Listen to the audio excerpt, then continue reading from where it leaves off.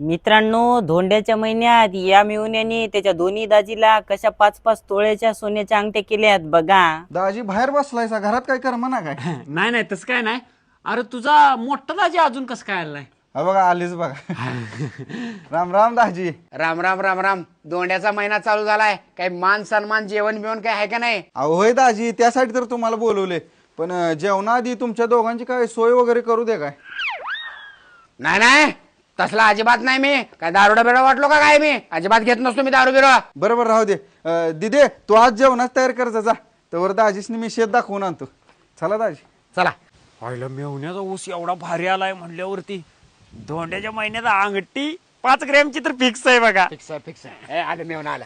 दाजी काय नाही म्हणतायसा, तुम्ही दोघं येणार म्हणून चिल्ड बिअर एक एक आणूनच ठेवलेली. इथं बसून प्या. कसं चालतं जेवण मान सन्मान? एकदम मस्त. फक्त मान सन्मानात जरा एक कमतरता भासली, म्हणजे दोंड्याच्या महिन्यात ते अंगठी घालतात नाही ते ते ते नाही हो दाजी, सध्या माझी परिस्थिती नाही. अरे काय परिस्थिती नाही म्हणून सांगायला लागलाय. एकरी 100 टन ऊस जाईल की आता. अंगठी घातल्याच्या वेळी इथनं निघत नाही मी.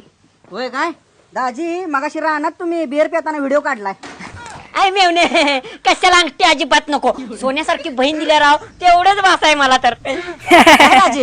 या मेहुण्यानं तर दोन्ही दाजीला ब्लॅकमेल केलं राव. अवघड कंडिशन झाली. मेहुणा असावा तर येतो असा. मी, येतो.